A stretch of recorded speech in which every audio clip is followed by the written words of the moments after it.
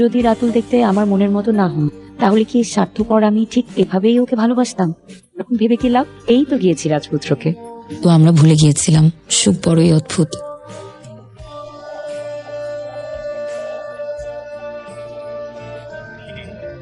এইভাবে তাকিয়ে থাকলে কিন্তু আমার জন্য বিষয়টা জটিল।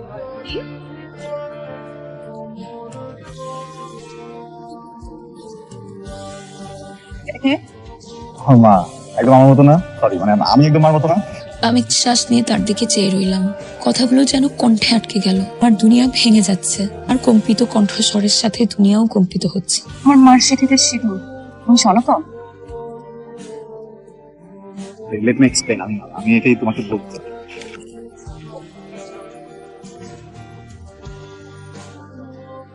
আমি তোমাকে ভালোবাসতাম রাখো, কিন্তু তুমি এটা আমার সাথে কি করলা? তুমি জানতা না আমার ধর্ম কি? জানতাম। তাহলে কখনো বলার প্রয়োজন মনে করো না আমাকে সেটা? উপায় ছিল না। আমি যখন তোমার সাথে কথা শুরু করি তখন কিভাবে দিন পার হয়ে গেছে এটা মাথায় ছিল। এই কথাটা যে তোমাকে বলা হয়নি এটা মাথায় ছিল না। দুইটা মানুষ একই ধর্মের না এটাও মাথায় ছিল না। মাথায় ছিল তুমি, প্রত্যেকটা মুহূর্ত তোমার প্রতি ভালোবাসা। যখন এটা মাথায় আসছে ততদিন অনেক দেরি হয়ে গেছে। কিভাবে বলবো বুঝতেছিলাম না। মনে হচ্ছিল যদি অনেক কষ্ট পেয়ে যাও, যদি আমাকে ছেড়ে দাও। আমি তোমাকে অনেক ভালোবাসতাম রাখো, আমি কোনোদিনও চাই না আমাদের সম্পর্কের মাঝখানে কোনো ধরনের কোনো মিথ্যা কথা থাকুক। আমি তোমাকে কষ্ট দিতে চাইনি, ভালোবাসি তোমাকে অনেক। রাতুল, আমার হচ্ছে মানুষের কাছে ইম্পর্টেন্ট হচ্ছে কে বেশি ভালো থাকবে কার সাথে, ওইটা আগে না। এখন তোমার তোমার ধর্ম তোমার কাছে, আমার ধর্ম আমার কাছে। কখনো এগুলো আমরা মানুষ জানবো না। তোমার যেইভাবে ইচ্ছা তুমি সেভাবে লাইফ লিড করো না। জীবন কি সিনেমা? জীবন তো সিনেমা না। এটা এটা আমার ফ্যামিলি মানবে না, এটা আমার ধর্ম মানে না। এখন এরকম করা যাবে না। না ভালো তো আসছি, ভালোবাসা শেষ হয়ে যাবে। কি কি করতে হবে আমাকে বলো, আমি সব করবো তোমার জন্য। একবার বলো। তুমি যে ধর্ম ছেড়ে দিতে পারবা? যাও তো, পারবা না। আমি তোমার পরিবারকে অসম্মান করতে চাই না, কিন্তু যেটা কোনোদিনও হবে না সেটা নিয়ে আমি স্বপ্নও দেখতে চাই না। আমার পরিবারে আমি এক নম্বর চলবে। আমি যদি এরকম কিছু করি বাবা মা বাঁচবে, আমাকে ক্ষমা করে দিও। দীর্ঘশ্বাস ফেলে দুপা এগিয়ে গেল। রাতুলের ঘন চুলগুলো গুছিয়ে দিতলা ঠোঁট আর ঘনগুলো অভিমানী শিশুর মতো কাঁপছে। আমি চাইলেই সমাধান করে পৃথিবীর সকল জটিল। সেই মুহূর্তে পৃথিবীর সব থেকে শক্ত কথাটা বলল। তোমাকে আমি একবারে ক্ষমা করে দিলাম, ফার্স্ট রাখবা। আমার সাথে কোনোদিন যোগাযোগ করবা না।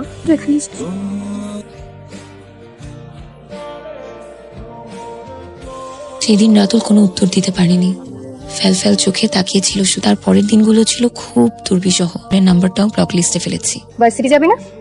যেতে একদম ইচ্ছে হচ্ছে। আমার একটা হেল্প করতে পারবি? হ্যাঁ বল। আমার জন্য আজকে একটা সিম কার্ড কিনে আনতে পারবি? ঠিক আছে, আজকে আনিস, আমি আসার সময় নিয়ে আসবো। থাক তাহলে, যাই।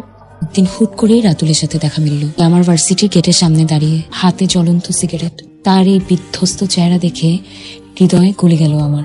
আমি আর স্থির থাকতে পারলাম না, এড়িয়ে যেতে পারলাম না। সে আমার দিকে বোবা দৃষ্টিতে চেয়ে রইল কেবল। তোমাকে অনেক ভালোবাসি জয়ী, তুমি আমাকে একটু ভালোবাসো না প্লিজ। আমি এই ইগনোরেন্স দিতে পারতেছি না। জীবনে বেঁচে থাকাটা অনেক কঠিন হয়ে যাচ্ছে। আমার জন্য তো বেঁচে থাকাটা অনেক জরুরি জয়ী, এমন করো না। আমি না পারছি না, বুঝছো? আমি অনেক ট্রাই করছি, প্লিজ আমার সাথে থাকো প্লিজ।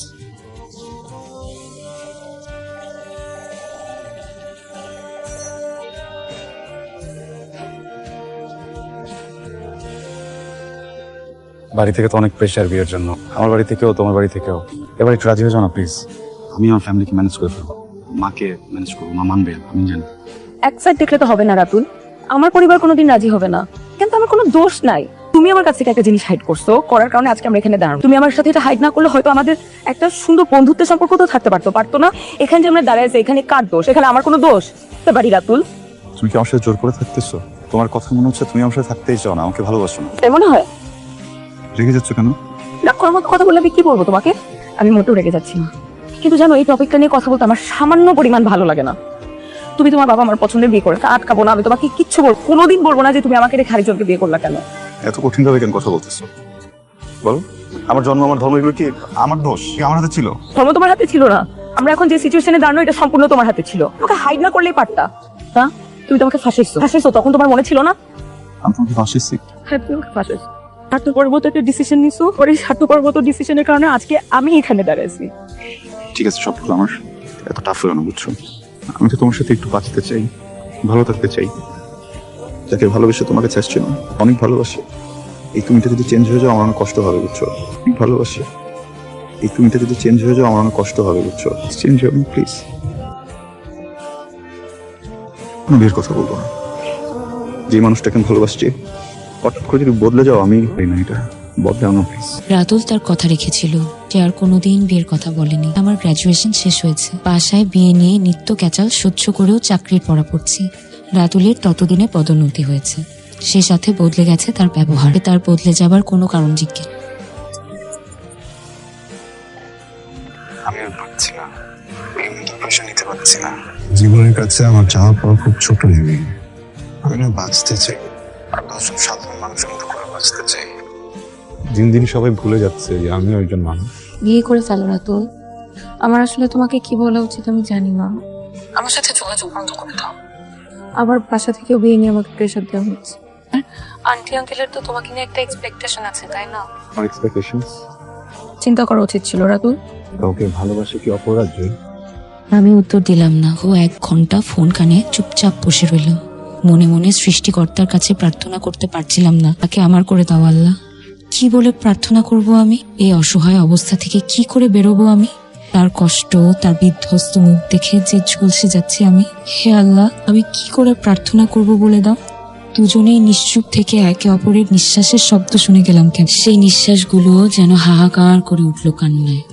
আকাশে বাতাসে আকুতি ছড়িয়ে প্রার্থনা করলাম, হে বিধাতা, আমাদের বাঁচতে দাও।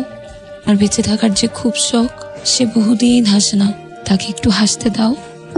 তোর ফোন আসছে, তোর ভাই ফোন দিছে।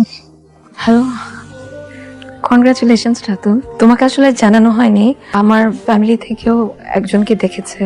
আমি ছেলেকে এখনো দেখি নাই, কিন্তু আমি বিয়েতে হ্যাঁ বলে দিয়েছি। কারণ আমার মনে হয়েছে এই মুহূর্তে হ্যাঁ বলে দেওয়াটাই আমাদের জন্য বেটার।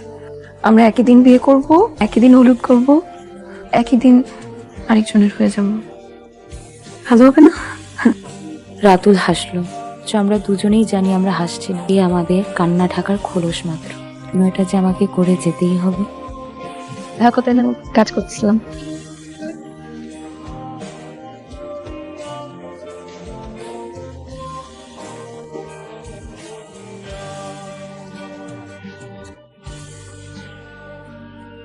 রাতুল আমাকে জানালো তার বিয়ের তারিখ, গায়ে হলুদের তারিখ। সেই ডেটে নিজের বিয়ের তারিখ ফেলবো বলে তাকে জানালাম।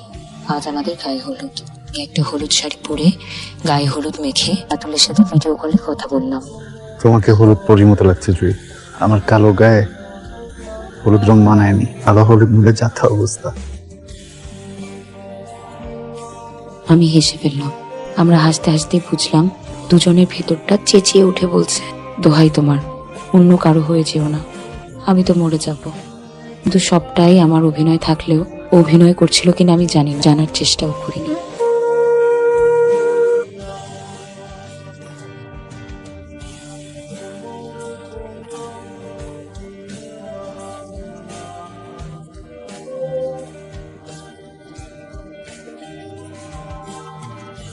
ওড়নাটা তুমি চিনতে পারছো জয়ী? 2-3 বছর আগে তোমার এই ওড়না তো জেদ করে আমার কাছে রেখেছিলাম, মনে আছে তো না?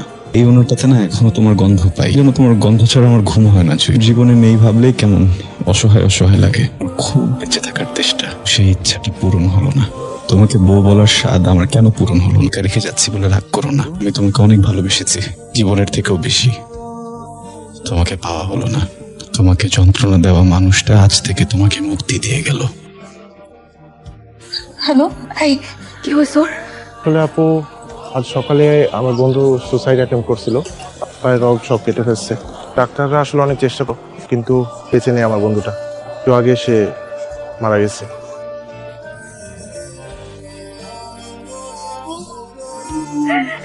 মরে গেছো? আমি বিয়ে করবো না, আমার ভুল হয়েছে। আমাকে বলো রে, তুমি মরে গেছো। কিভাবে বললাম? আমি তো কালকে কথা বললাম তোমার সাথে।